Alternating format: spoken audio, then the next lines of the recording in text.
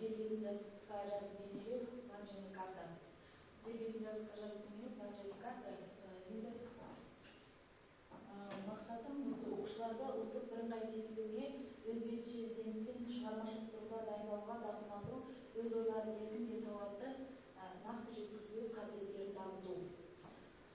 Енді осы айта кететін болсам, осы менің тақырыбым физикалық география, 6 сынып қалған физикалық география, соның ішінде екінші тарау план және карта деп аталады. Енді бірыңғай ұлттық тестілеуде негізгі план және карта тарауы негізі бірнеше тақырыптарды қамтиды.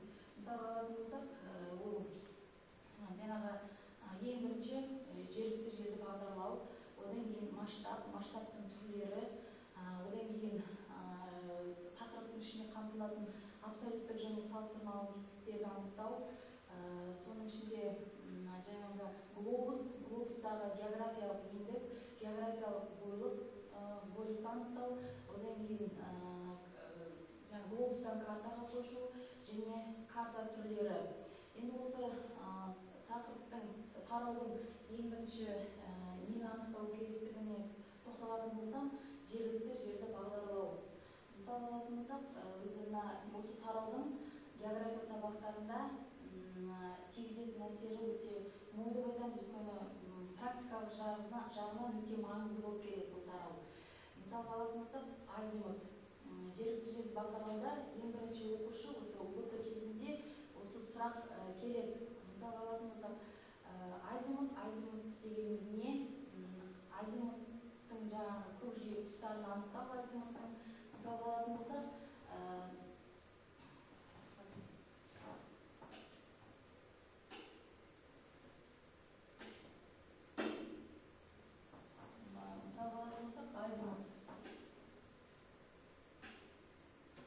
азимут тұспалдар арқылы анықталады. Тұспалдар негізгі сағат тілімен анықталады. Толық шеңберді қамтиды, 360 градус. Мысалы, өзі азимут дегеніміз не? Ол азимут дегеніміз жаңағы араб тілінен аударғанда аз-сумут жол деген мағынаны білдіреді. Ол жаңағы белгіленген жерден діттеген затқа дейінгі жүргізілген бұрышты айтамыз. Ол жаңағы сағат тілімен анықталады дедік. Мысалы алатын болсақ, осы МТ сұрақтарында көкжиек тұстарын анықтау деген сұрақтар жиі кездеседі. Мысалы алатын болсақ, 90 градус жаңағы 90 градус анықтау үшін ол негізі шығыс бойлыққа жатады. 90 градус 180 градусқа сәйкес келеді. Оңтүстік жаңағы толық шеңбер жасап шығарады. Енді негізі осы бұл тарауда ең негізгі масштабты анықтау, масштабтың түрлері келеді. Сұрақтарда 11-ші кластарда мысалы алатын болсақ, масштабтың қандай түрлері бар? Масштабтың негізгі 3 түрі бар. Ол жаңағы масштаб және оның түрлері. Масштаб, мысалға, бірінші сандық масштаб, атаулы масштаб, сызықтық масштаб деп көрсетіледі сұрақтарда. Соның ішінде мысалға сандық масштабты анықтау. Сандық масштабты оқушылар қалай анықтау керек? Мысалға алатын болсақ, жаңағы оның бөліміне қарап, және де оның бірлігіне қарап біз анықтай аламыз. Мысалға алатын болсақ, неғұрлым сан көбейген сайын, ол жаңағы масштаб ірілене береді, ал неғұрлым сандық бөлшектер азая берген сайын, ол керісінше ірілене береді масштаб. Негізі масштаб жаңағы неміс тілінен аударғанда масс деген штаб, жаңағы өлшеу, масс деген штаб, таяқ деген мағынаны білдіреді. Енді ең бірінші осы картада, планда, картада мысалы ең бірінші керегі осы шартты белгілер мен масштаб. Енді мысалы алатын болсақ, картада мысалы үшін әртүрлі масштабтарды пайдаланамыз. Жаңағы карталар біз мазмұнына қарай тақырыптық карталар, одан кейін жалпы географиялық карталар деп ажыратсақ, ал масштабына қарай ірі, ұсақ, орта масштаб деп ажыратамыз. Енді мысалға алатын болсақ, карта мен планның қандай айырмашылығы бар? План дегеніміз ол жаңағы араб тілінен аударғанда жалпақ деген мағынаны білдіреді, тегіс дегенді білдіреді. Планда негізі айта кететін болсақ, ірі масштабтар қолданады. План дегеніміз жер бетінің қағазға кішірейтіліп түсірілген нұсқасын атайды. Латынша план жалпақ тегіс деген мағынаны білдіреді. Енді мына планда мысалға алатын болсақ, жергілікті жердің планын анықтау кезінде ең бірінші шартты белгілер дедік қой. Сол шартты белгілерді анықтау үшін мысалға мына сияқты шартты белгілер көрсетілген алдарыңызда. Айта кететін болсақ, мысал үшін ирек көк сызық ол өзендердің белгісі планда. Одан кейін қоршалған қоңыр түс ол құмдардың шартты белгісі, құмның шартты белгісі. Қораушалар олар жаңағы силолық типті көрсетеді. Одан кейін мына дөңгелекше болып келетін және жасылмен көрсетілген мысалға алатын болсақ, ол бау-бақшаны көрсетеді, бақшаны. Және де осы айта кететін болсақ, алдарыңызда тұр бұлақ, одан кейін жыра шартты белгілері көрсетілген. Енді планның бір ерекшелігі картадан бұл жерде белгілі бір нысанды дәл анықтауға болады. Ал енді картада негізгі жаңағы арақашықтық, нысан тура берілмейді. Себебі осы 6-шы класстан білесіңдер, 6-шы сыныпта мысалға карта план негізі картада бүкіл жер шары бейнеленсе, ал планда белгілі бір жаңағы жер ауданды ғана көрсетеміз. Сондықтан да жаңағы карталар өзі жалпы географиялық, тақырыптық деп бөлінеді дедік қой. Сол жалпы географиялық карталар әсіресе жалпы географиялық карталардың негізінде тақырыптық карталар қалыптасады. Жалпы географиялық карталарға мысалға топографиялық карталарды жатқызамыз.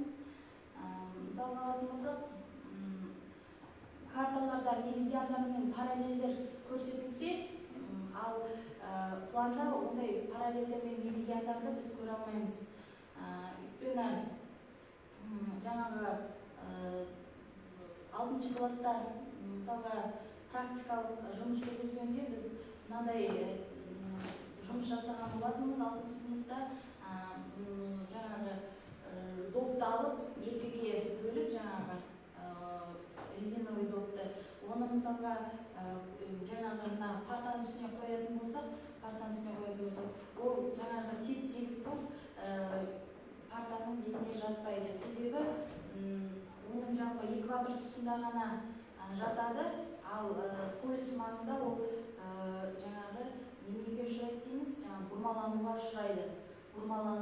Енді егер де біз оны тілімдейтін болсақ, тілімдеп жаңағы оны өзгертетін болсақ, жаңағы әсіресе полюстарда, солтүстік және оңтүстік полюста осы бұрмалану жалпы географиялық карталарда жиі кездеседі. Жалпы географиялық карталарда енді бұрмалану кезінде қандай өзгерістер болады картада? Ол жаңағы биіктігі өзгереді, пішіні өзгереді, ұзындығы өзгереді. Ал картада, планда біз ондай бұрмалануларды көрмейміз. Себебі планда біз нақты белгілі бір жерді нақты көре аламыз, және де соған сипаттама бере аламыз. Мысалға, планнан біз картадан өзеннің ұзындығын біз бұрмалану арқылы тура таба алмасақ, ал планда біз оның ұзындығын тура таба аламыз. Және де кез келген нысанның алып жатқан орнын дәл анықтай аламыз планнан. Енді негізгі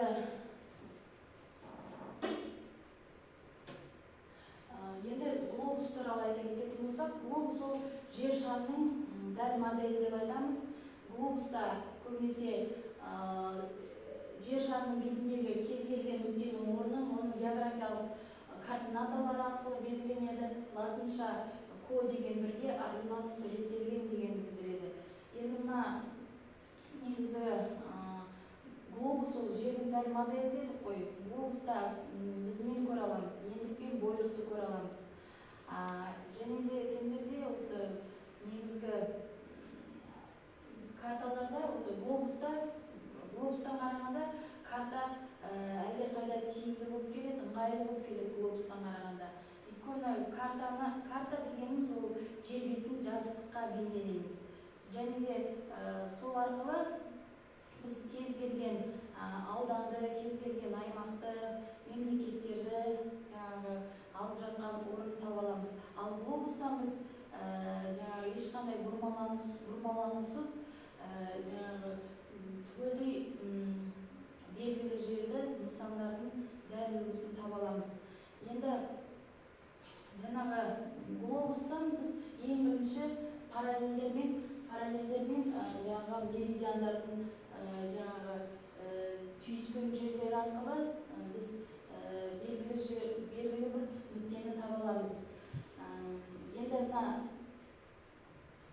белгілі бір нүктені таба аламыз деп, одан кейін солар жаңағы меридиандар мен параллельдердің қиылысуынан градус тор пайда болады. Және де глобустан ең бірінші біз анықтайтынымыз ендік пен бойлық. Енді негізі ендік пен бойлықты анықтау негізі меридиандармен және параллель арқылы біз табамыз, бойлық арқылы және ендік арқылы табамыз. Енді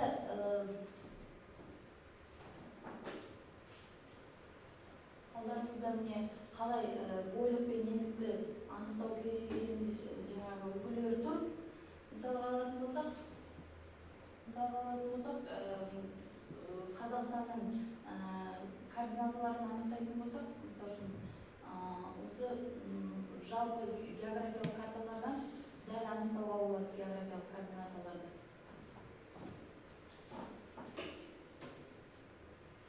Енді мынау алдарыңызда бұрмалану. Осы бұрмаланудың түрлері тұр. Глобус тілімдерін экваторға боюмен түйістіру, глобус тілімдерін параллель бағытында созу арқылы алынған карта тұр.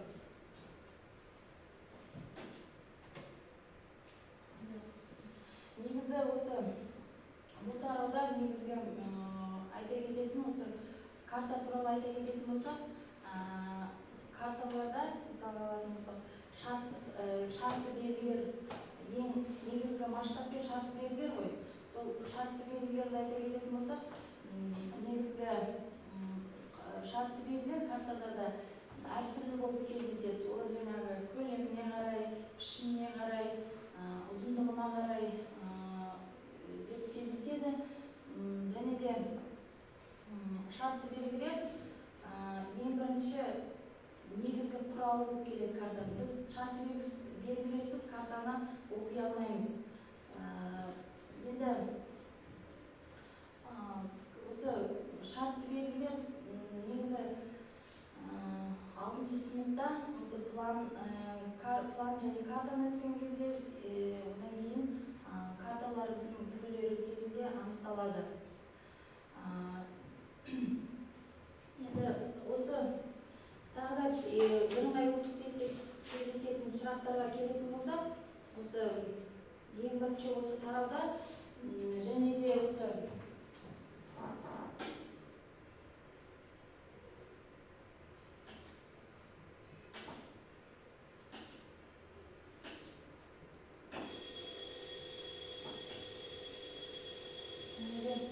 мысалға картадан абсолюттік салыстырмалы биіктіктерді қалай анықтай аламыз? Мысалға алатын болсақ, абсолюттік биіктік дегеніміз не, салыстырмалы биіктік дегеніміз не? Абсолюттік биіктік дегеніміз теңіз деңгейінен алынған жаңағы нүктеден кез келген нүктенің айырмасын айтамыз. Мысалға алатын болсақ, Қазақстандағы кан тәңірі ол 6995 метр биіктігі, ал салыстырмалы биік ретінде Каспий теңізінің Қарақия ойысын алуға болады. Оның жалпы -132, сонда салыстырмалы биіктігі бір нүктенің екінші нүктеден айырмасы ол 7127 метр деп айтуға болады. Енді негізі биіктікті осы оқушылар мектепте осы нивелир арқылы анықтайды, деңгейлегіш арқылы. Деңгейлегіш деген ол қандай құрал? Деңгейлегіш ол жалпы жаңағы биіктігі 1 метр, жаңағы кесе көлденең қойылған жаңағы ағаш, осы деңгейлегіш арқылы мысалға жотаның биіктігін анықтауға болады. Жотаның биіктігін қалай анықтауға болады? Жаңағы бір оқушы жотаның етегінде тұрса, екінші оқушы жотаның басында тұрып, жаңағы деңгейлегішті діттеген биіктікке қарай жүргізіп, сол арқылы биіктікті анықтауға болады, нивелир арқылы. Одан кейін және де горизонтальдар дегеніміз не? Горизонталь дегеніміз осы пландағы қисық сызықтарды айтамыз. Жаңағы биік нүктелерді қосатын қисық сызықтарды айтады. Өйткені горизонтальдарда міндетті түрде берік штрихтар. Осы берік штрихтар ұбт-ның сұрақтарында келеді. Берік штрих дегеніміз ол жаңағы горизонтальдарда белгіленеді. Ол жаңағы нені көрсетеді берік штрих? Жаңағы тауды көрсетеді және оның ойпатты көрсетеді. Жаңағы горизонтальдар. Берік штрих. Берік дегеніміз ол жаңағы жота, тау, штрих дегеніміз жаңағы кесе көлденең сызықтарды айтамыз. Енді тағы айта кететін болсақ, осы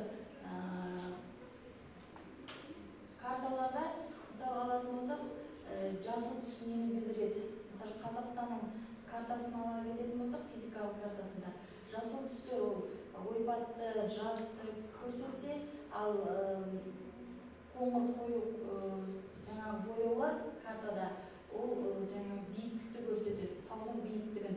Неғұрлым таудың биіктігі және биік тауларға жататын белгілер болатын болса, онда қою қоңыр болады да, ал жаңағы ашық сары болатын болса, ол үстірттер мен қыраттар бейнеленеді карталарда.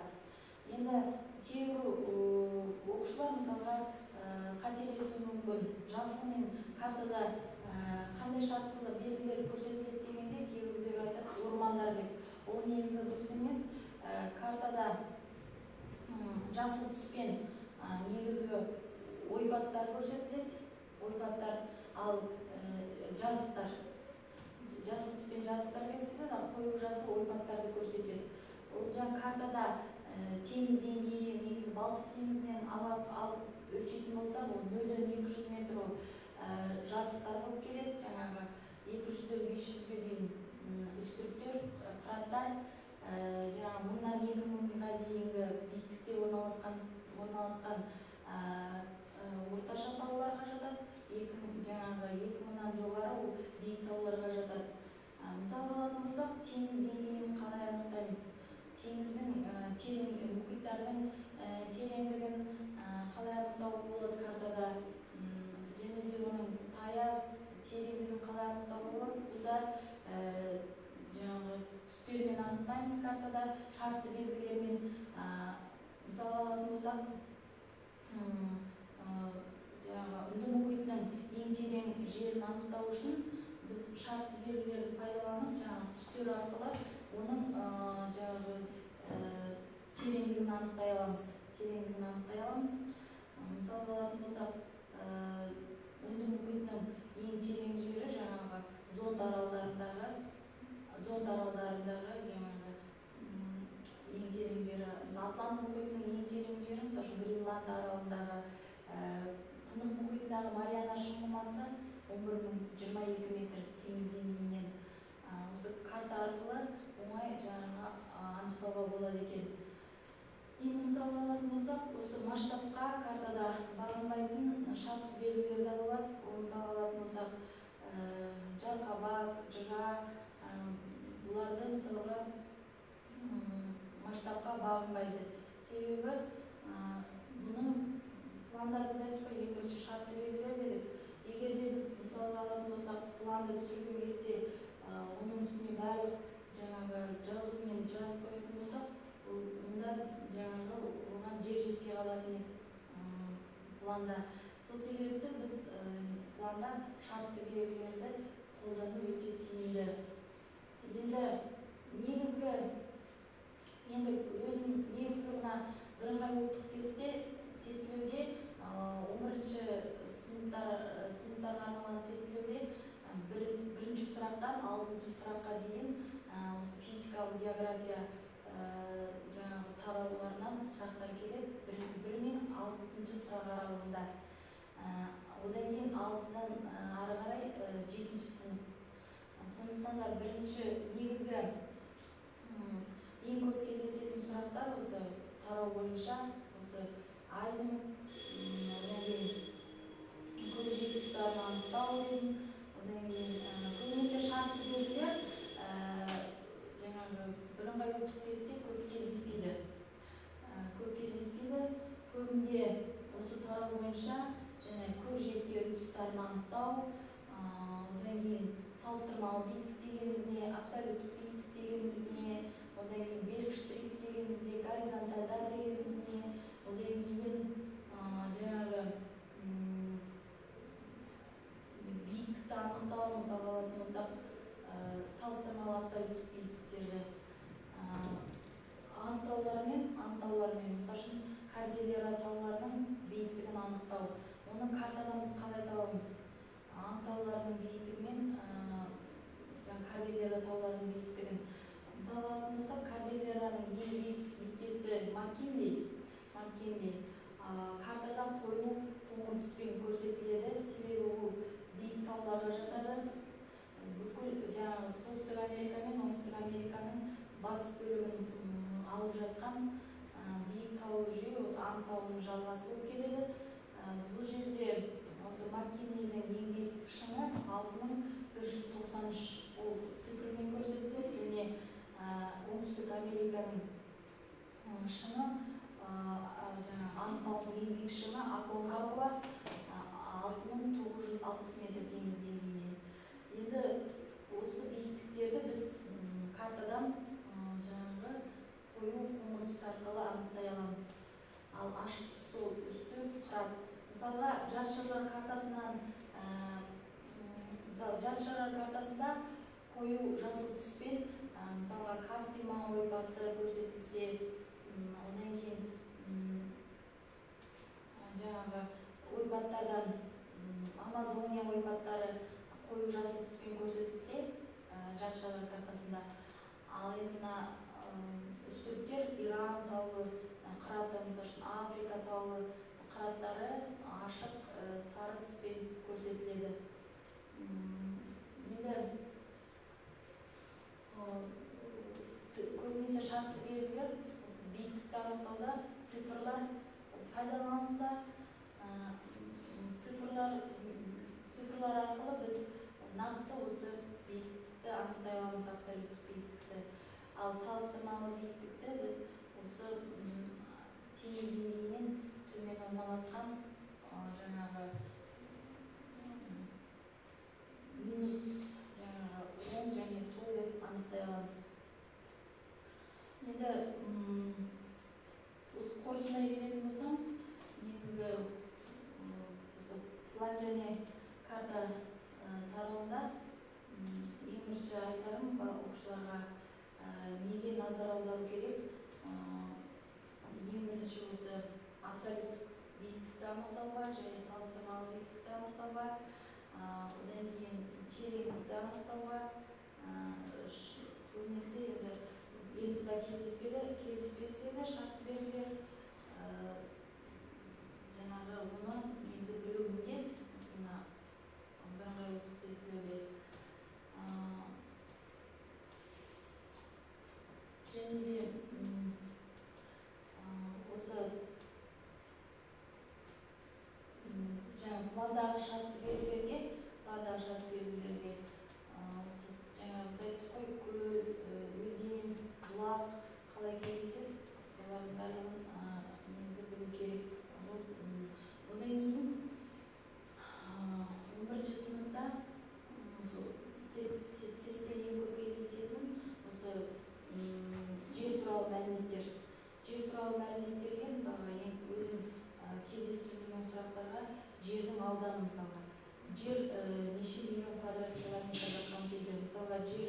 шары 510 миллион квадрат километрі, оның құрлыққа 149 миллион квадрат километр кетсе, ал жаңағы суларға 361,1 миллион квадрат километр кетеді.